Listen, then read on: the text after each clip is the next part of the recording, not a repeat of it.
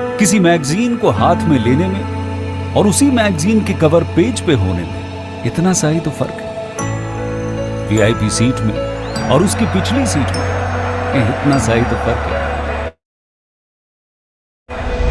वो जिसका मैदान ही खुला आसमान है, वही कल जमीन पर तो था। पूछोगे तो बताएगा वो पंछी। ये एक दायरे में सिमटने में और पूरी दुनिया को दायरा बनाने में बस इतना सा फर्क है। इतना कितना है? इतना है या इतना है? जो नापेगा वो जाने कि जहां धरती और आसमान मिलते हैं, नानकुर से दूर, अगर मगर शायद से दूर, वहां भी दोनों में फर्क बस इतना सा है। धरती और सातवें आसमान में फर्क बस इतना सा है।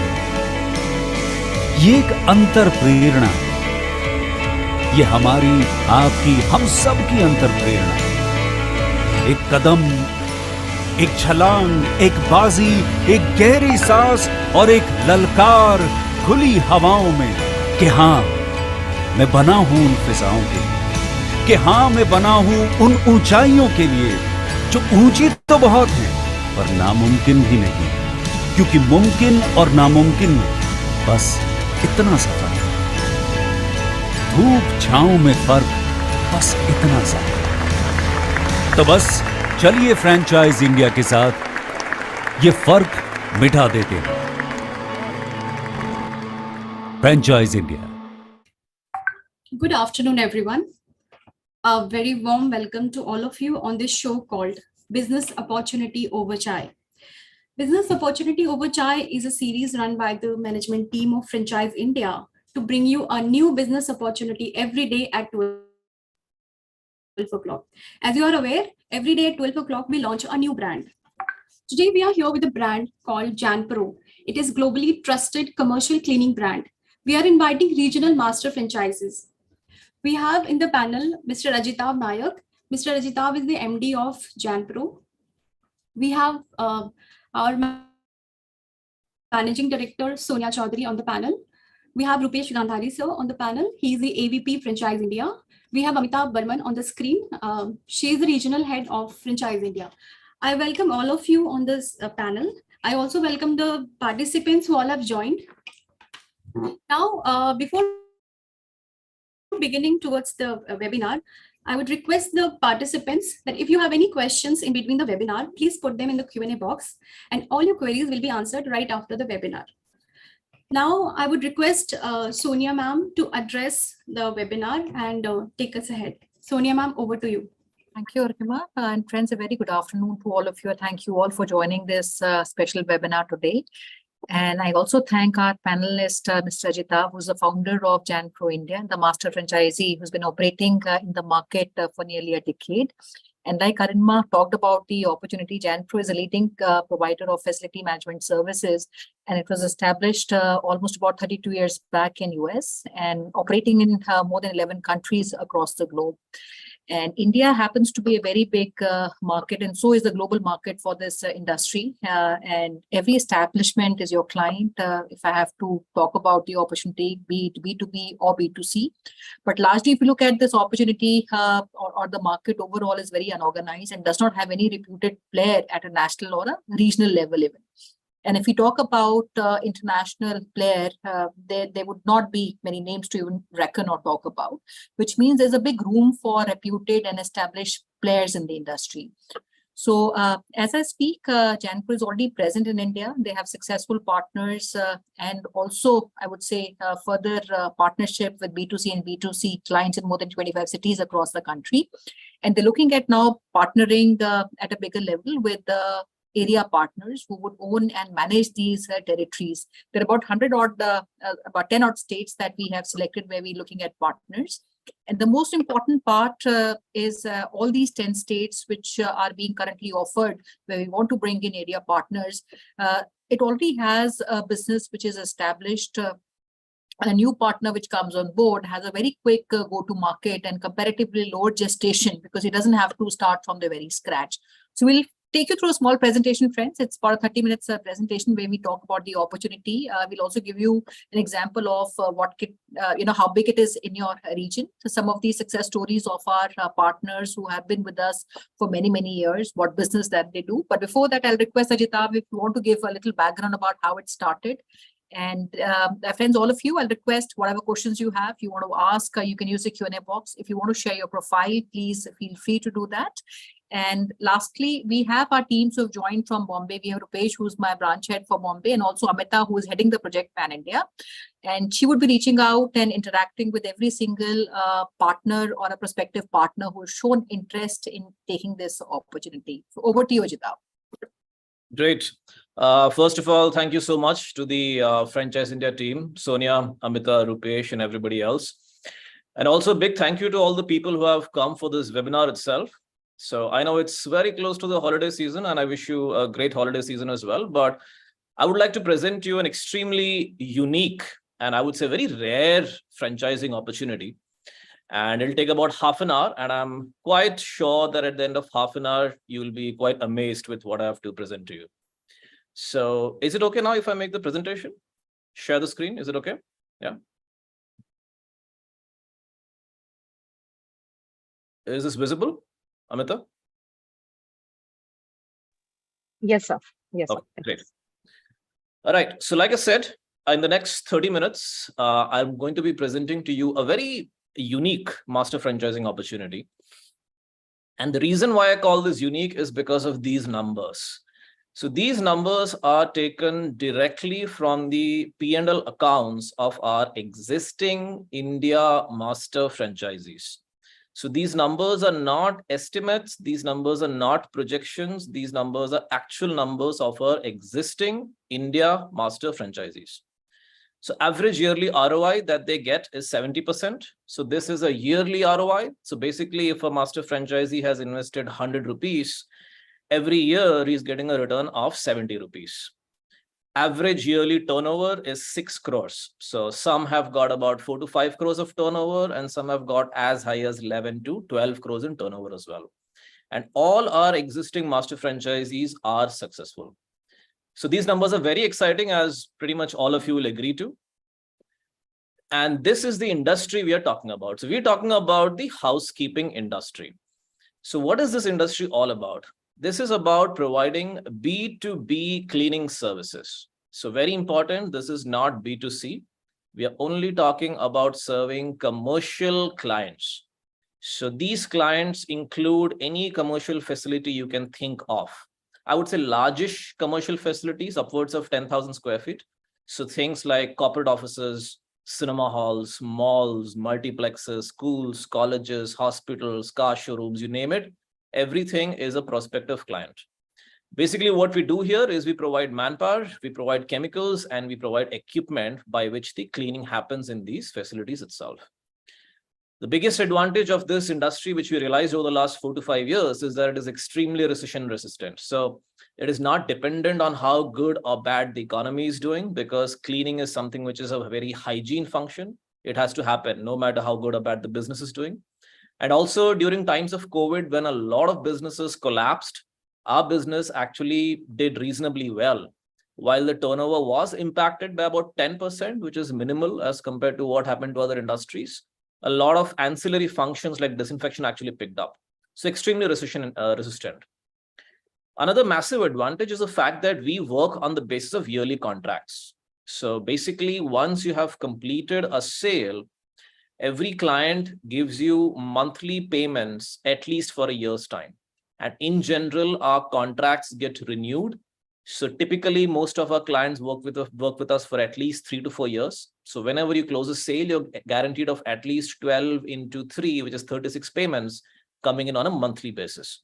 So this is not a very spiky business with ups and downs. It's a very simple and steady growth, a very linear growth, if I may call it. Next was the market size. So this is a pretty interesting analysis. So while typical examples of franchising industries are reasonably big in size, if you look at quick service restaurants, about 172 billion, gymnasiums, about 280 billion rupees, preschools, 304 billion, The housekeeping market size is actually a giant. It's about 3,000 billion rupees. If you add up all these three other industries together, you still do not get to the size of an housekeeping industry.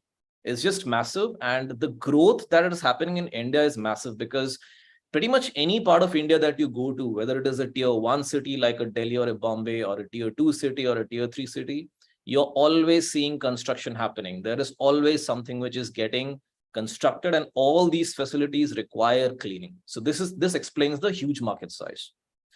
So the question is, what is the opportunity? Do we have an opportunity in this massive market? Yes, we do.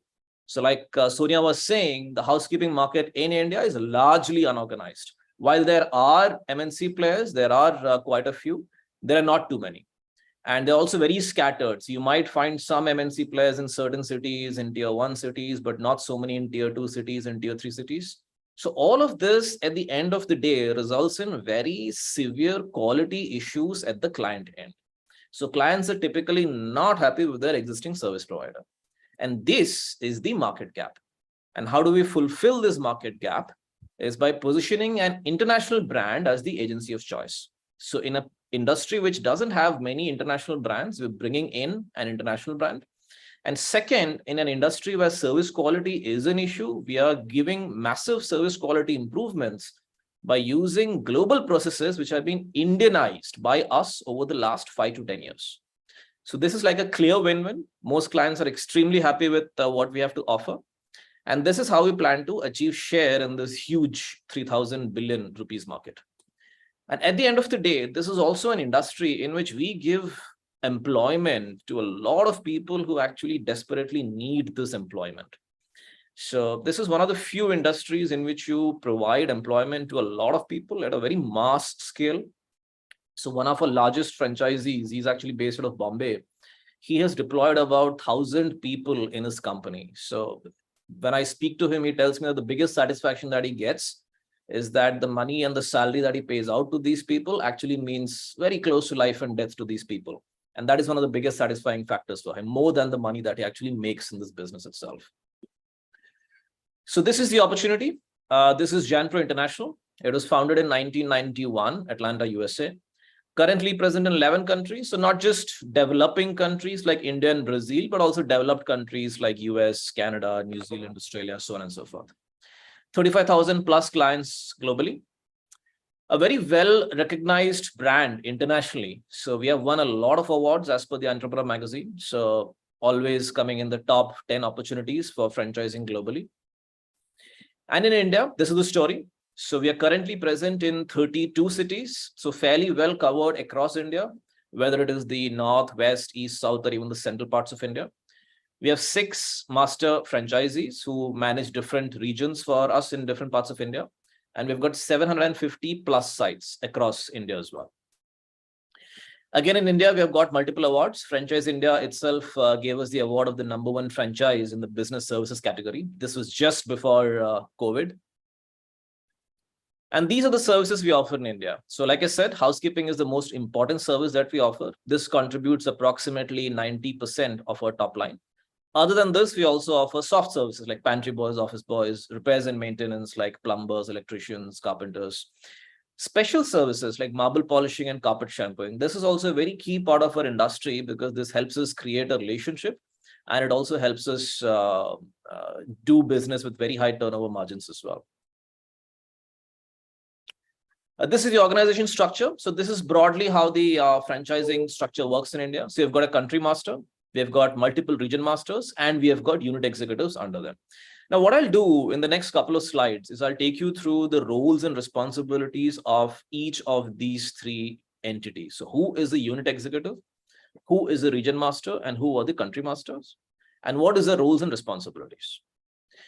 So here is what a unit executive is. The unit executive is the most important cog in the wheel because this is the person who is responsible for hiring and managing the manpower that is required to deliver superior quality.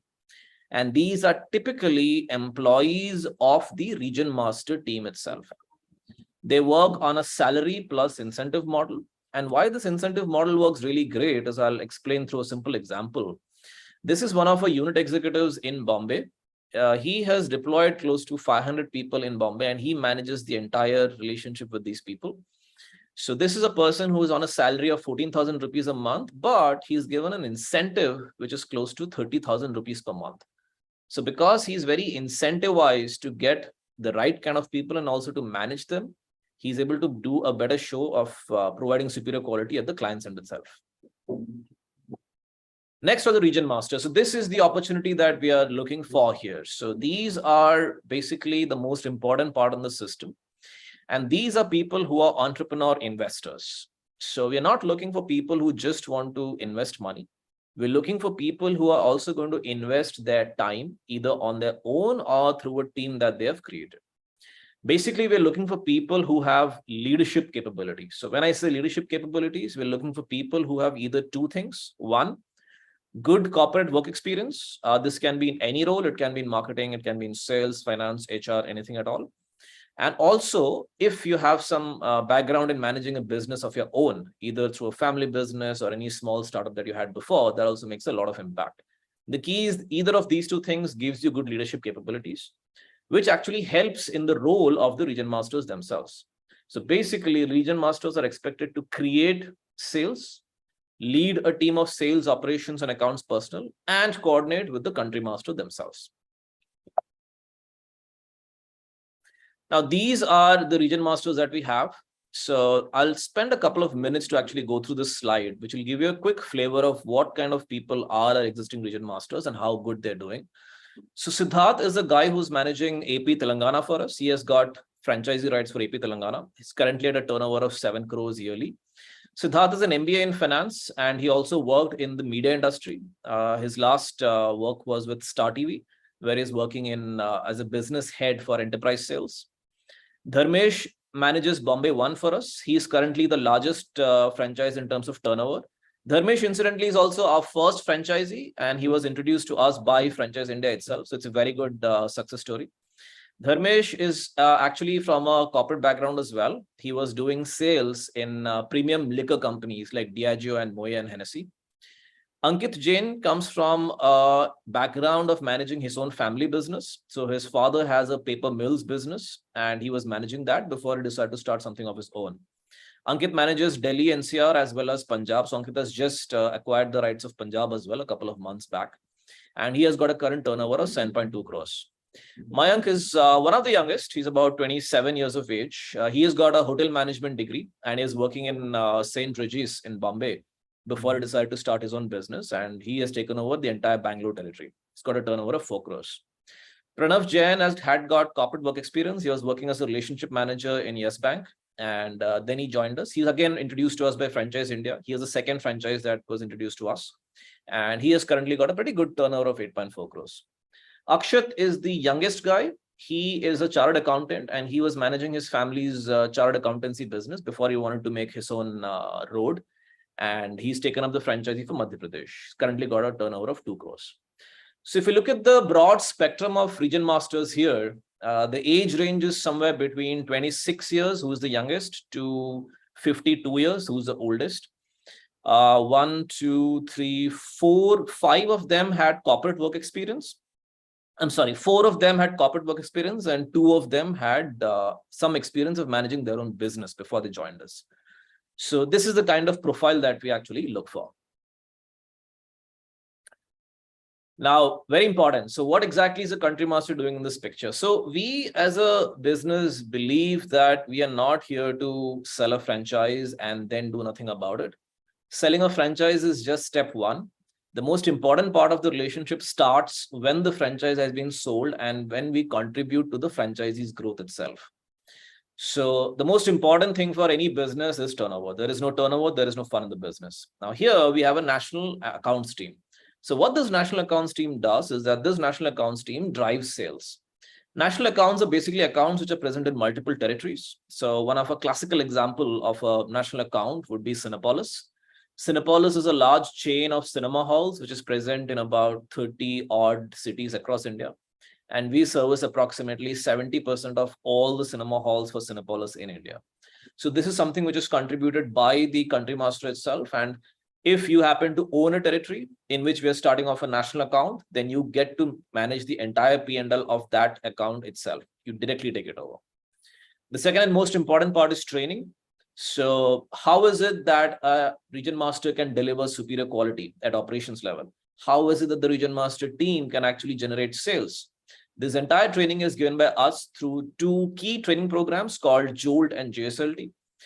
These are yearly programs. Currently, we are on 2.5 for JSLT and 3.5 for Jolt.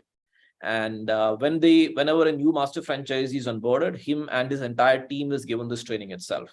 And this is a continuing program. So every year we have a repeated addition to these programs as well. Possibly the most important part is monitoring. Because we don't have 200, 300 franchisees across India, because we currently have 6 and we only plan to have 10 more franchisees across India, it is easy for us to manage and monitor our franchises itself.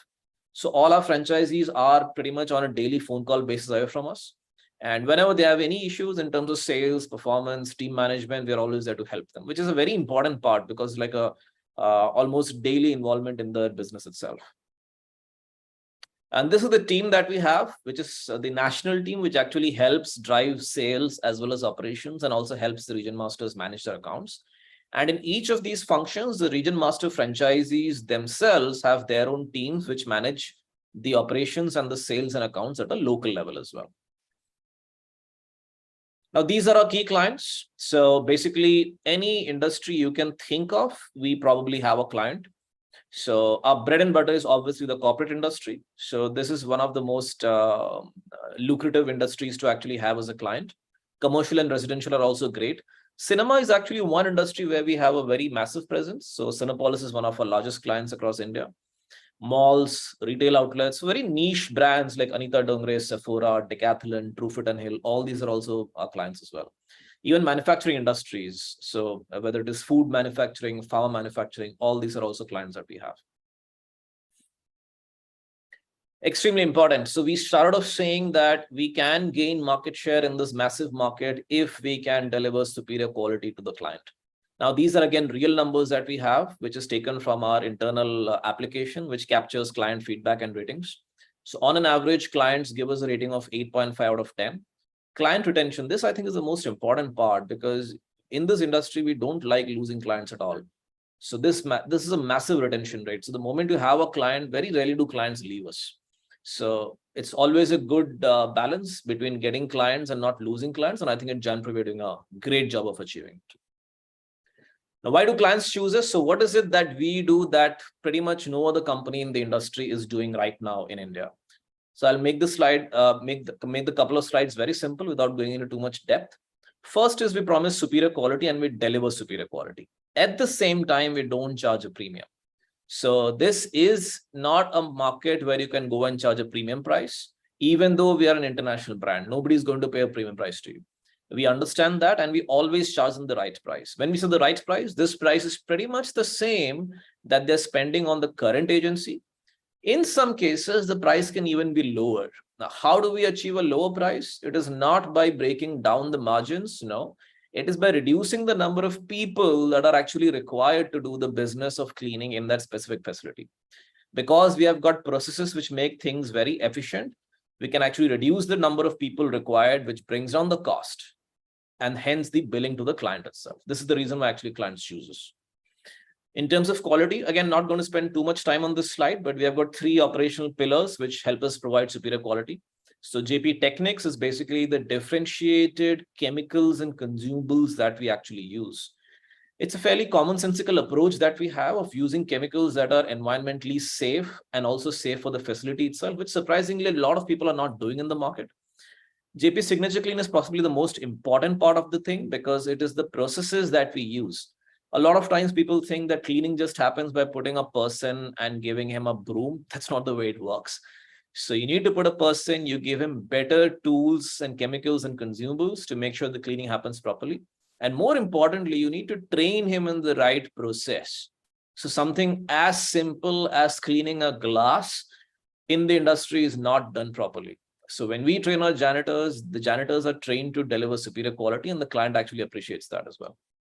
Now, JP Tracker is probably the biggest differentiation that we have which is in terms of the JanPro app that we have. Now, this app is an extremely revolutionary, game-changing app that we've introduced in the market this year. And the feedback on this is absolutely stunning. One of the key issues in the market is the lack of information and communication.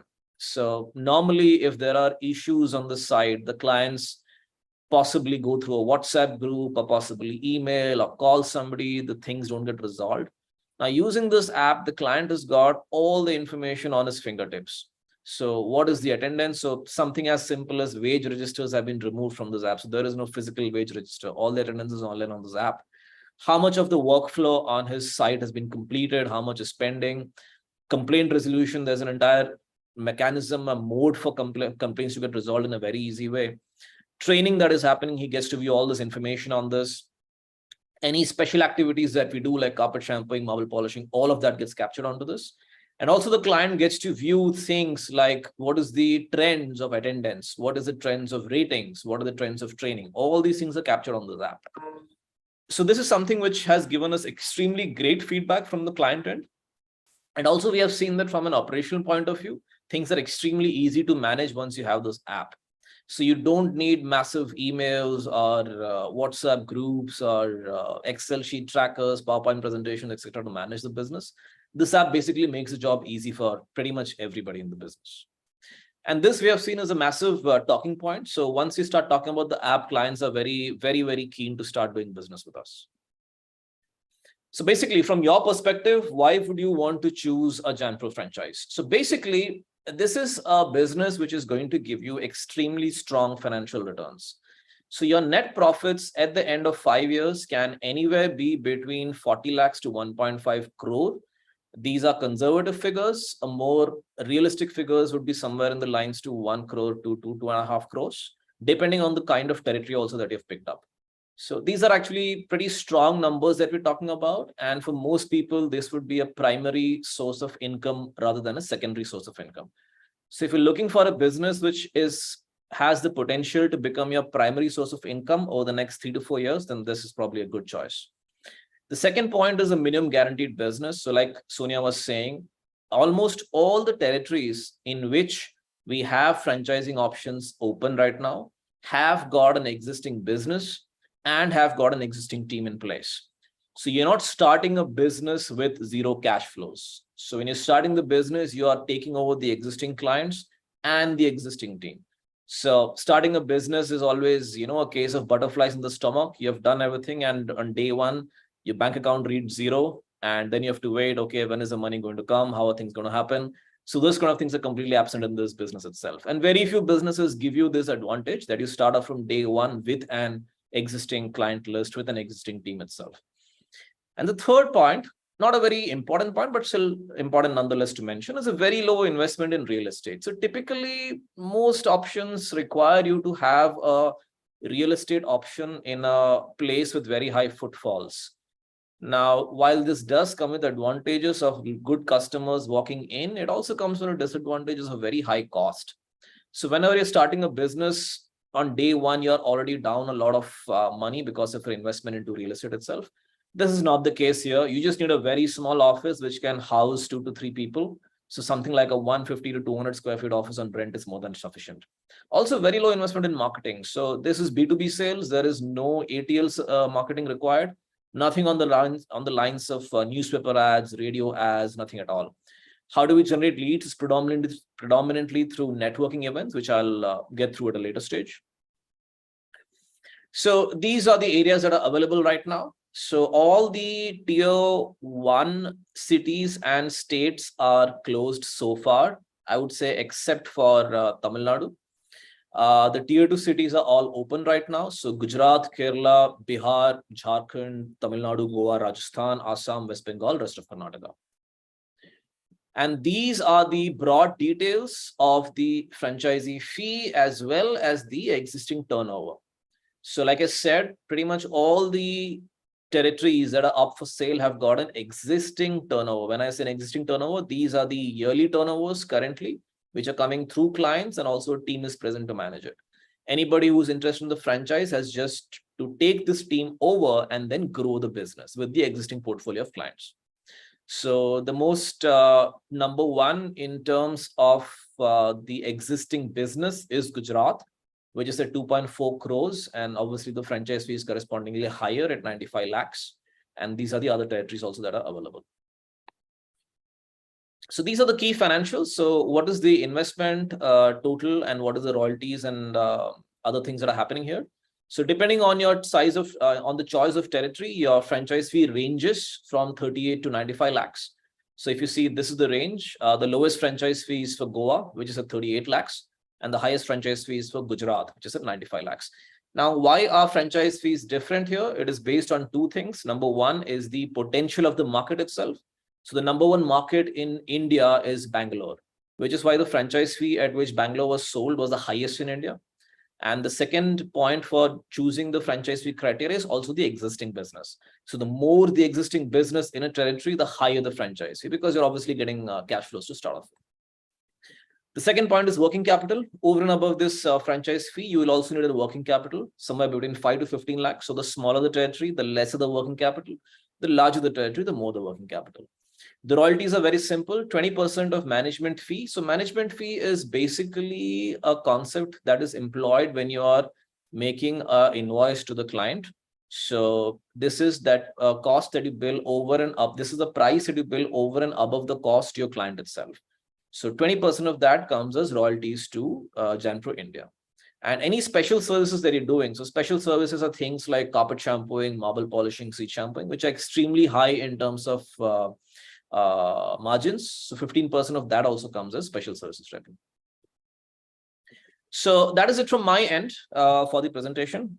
Good that I've taken exactly 30 minutes and I see certain questions and all. So can we coordinate those questions, please?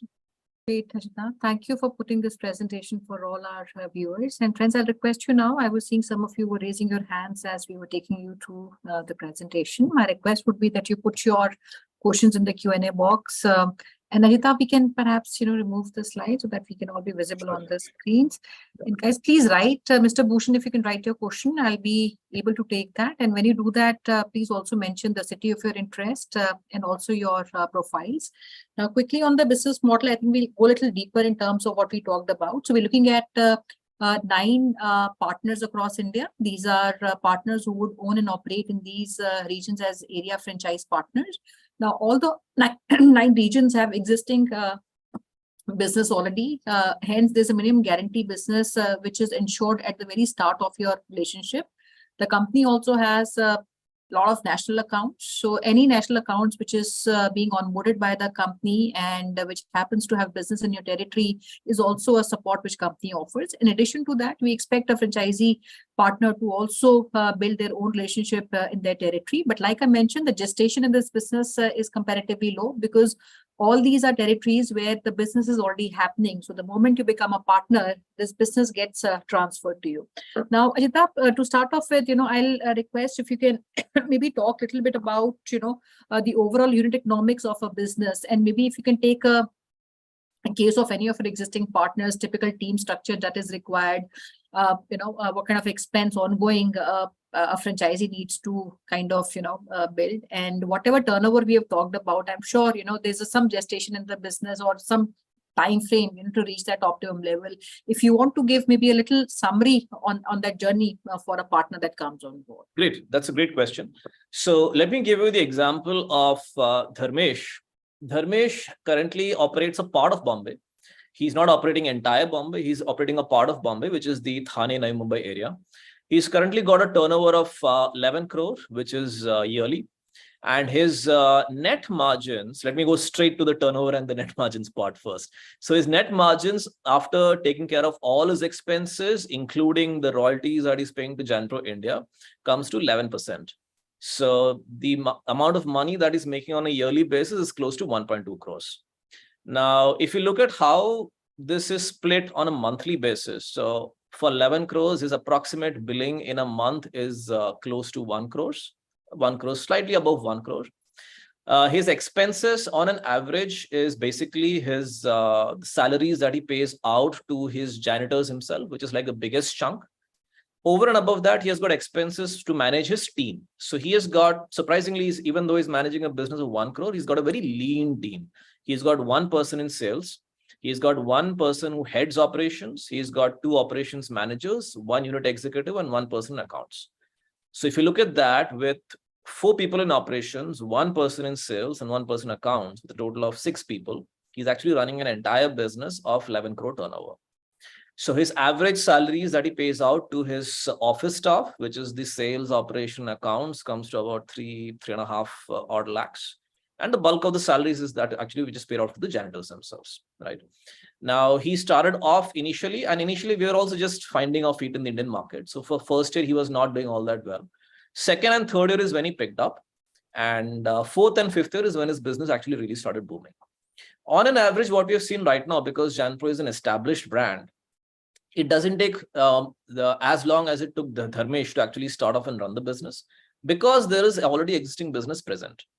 So when Dharmesh started, he had basically to start from ground zero. But all the recent franchises that we have started, we have seen that typically from year 1 itself, they start adding something like 15 lakhs to 20 lakhs a month as in terms of turnover on a very, very easy basis. So, and the reason and the way they are able to achieve this is we actually sit down with them and map with them the key industries that they need to focus in the initial part, which is based and completely different in different areas itself. So let's say in Indore, the target audience was a little different to start off with as compared to a Delhi. So Indore, because it had very few corporate offices, the target audience was more towards commercial centers. It was more towards small offices, more towards cinemas, these kind of things. Whereas Delhi is a plethora of corporate offices. There was actually no need to go after any other target audience. So for Delhi, the target audience was clearly and still is the corporate offices itself. So broadly, this is the way this industry works. Absolutely. And also because you mentioned about some of the key industries, and our prime target is B2B, which are corporates, and also other establishments, institutions. So if you want to give maybe a quick breakup in terms of the contribution to the JanPro business, say how much would corporates do, what would be, for example, a retail business that comes in, maybe a cinema business. So what, as per our current trend, this business contribution has been, and what would be your advice to maybe upcoming partners, typically to reach maybe a certain quantum or a size in their respective territories? What kind of corporates or business houses ideally they should reach out to? Yeah, great. So basically, again, if you look at JanPro India per se, corporates contribute something as high as 60% to the entire turnover. And this is predominantly driven by Delhi, Bombay, and Bangalore, because these are the 3 cities, and Hyderabad to a certain extent, which have got the maximum load of corporate offices. The second industry is contributing about 25%, which is cinemas, predominantly on the base of the huge presence that we have with Cinepolis, with AMB, with SVC cinemas. And this is predominantly what we've seen happening in the tier 2 states. So things like AP Telangana side. We've also seen a lot of business in rest of Karnataka, Kerala. So these are predominantly driven by the cinema business.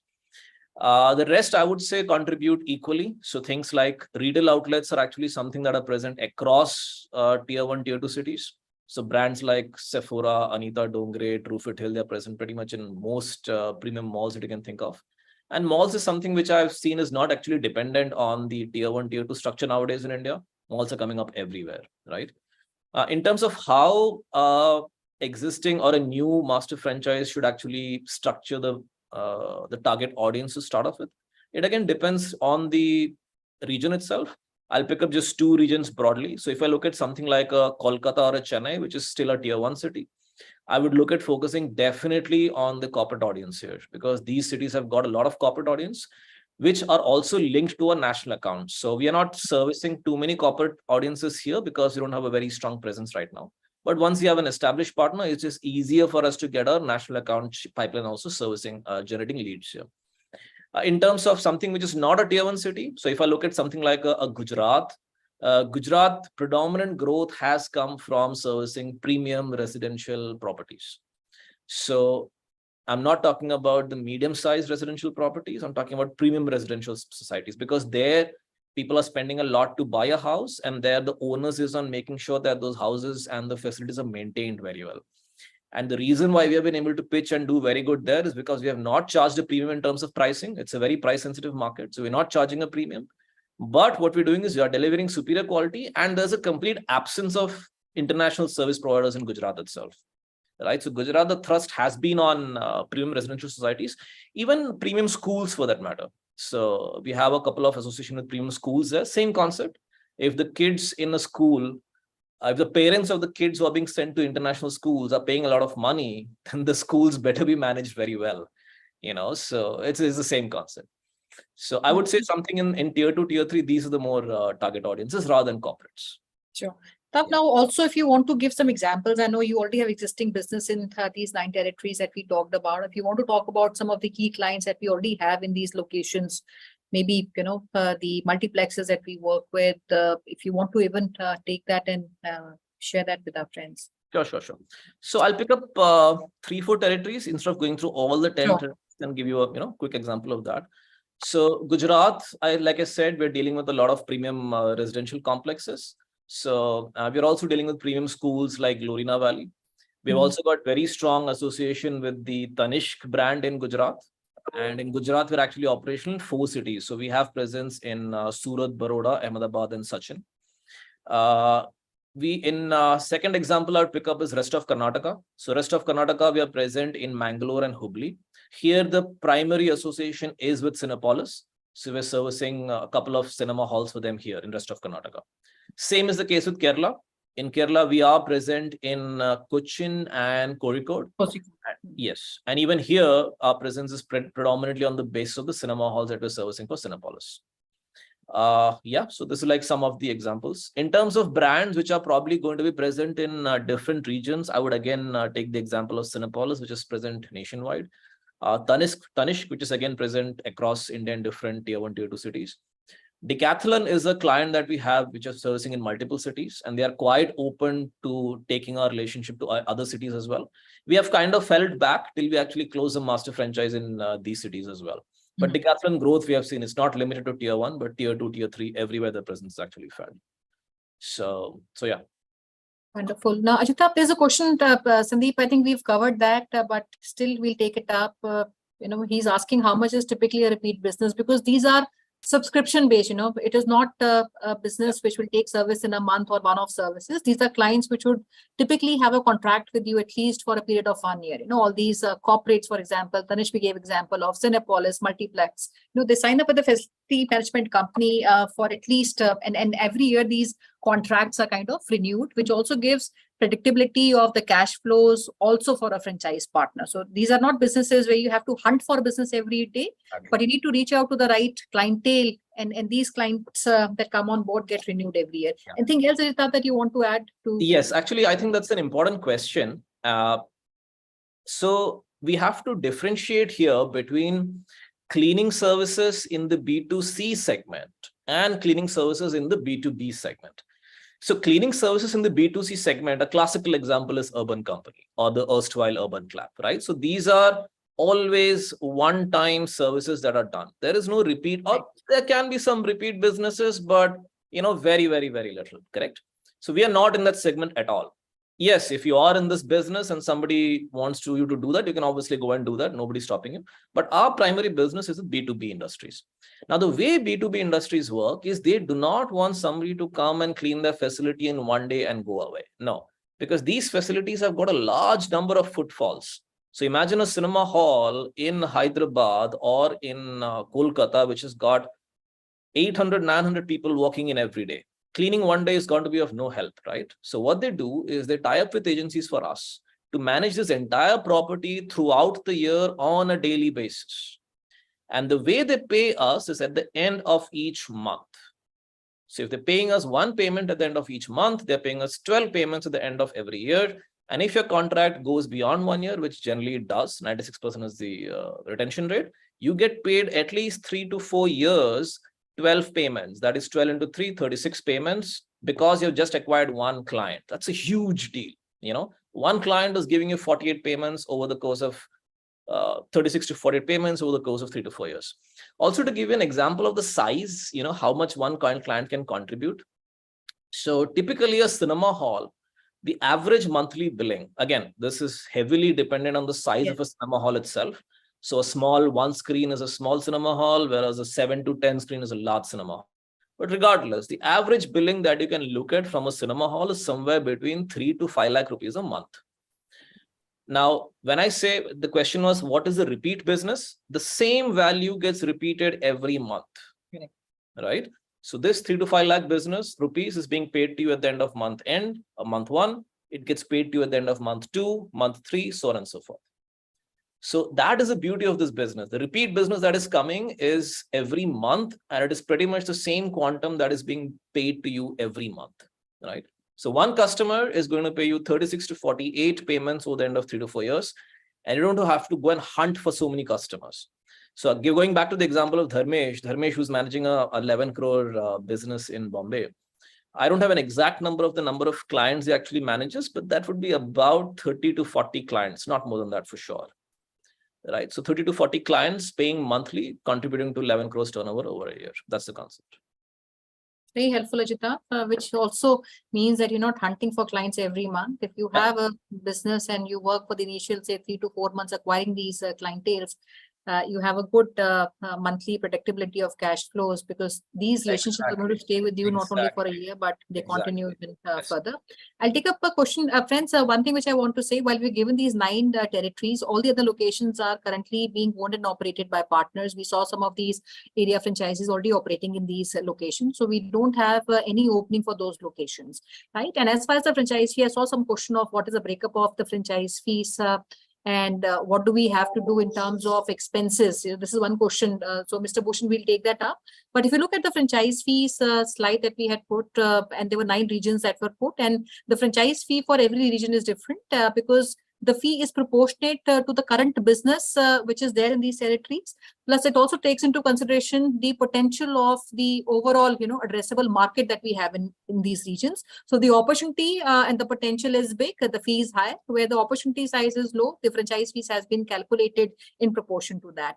Now, Ajita, if you want to add on to this, and also typical, expenses monthly, for somebody to run maybe a small outfit, how much would that be?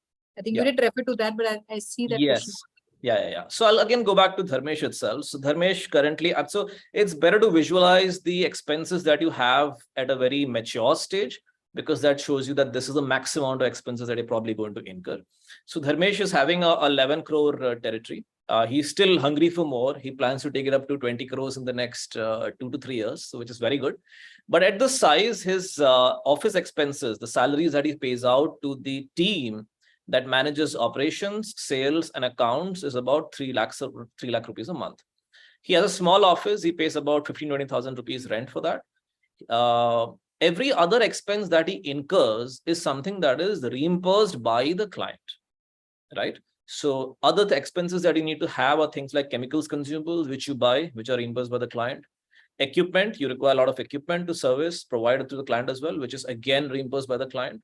And the manpower. So the manpower salaries, which are again paid by Dharmesh to the manpower, which are again reimbursed by the client. So these are the broad expenses. In terms of marketing, nothing at all. You basically join certain key business networking chapters which are present across India. So we actually follow 2 chapters. They've got chapters across all cities in India, and the joining fees for these chapters is very minimal. But the ROI that you get by joining these chapters is massive. So this is it. This is pretty much the expenses.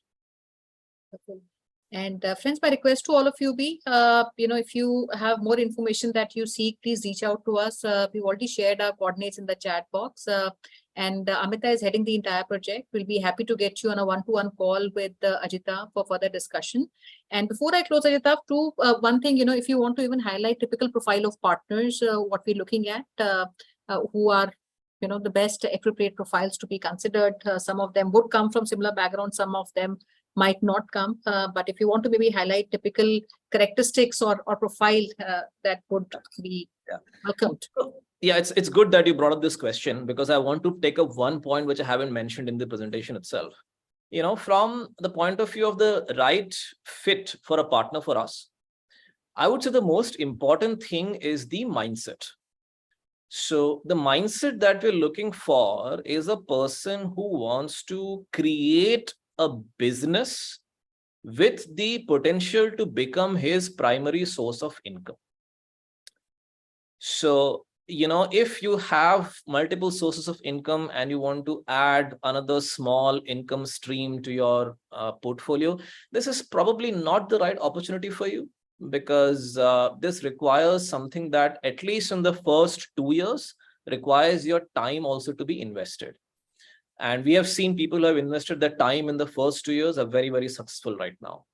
So if your overall mindset is that, okay, you want to create a business, you want to create a business which is going to become your number one stream of income in the next 2 to 3 years, and you're doing this by creating a team under you, right? So that is the concept of an entrepreneur that we're looking at. So we're not looking at somebody who wants to probably invest, in a storefront and take the rights of a brand for that. That is not a good fit for us, because it doesn't work that way here. That's the primary thought. And the remaining 2 points, like I mentioned, it actually helps a lot if you have got corporate work experience of any kind at all.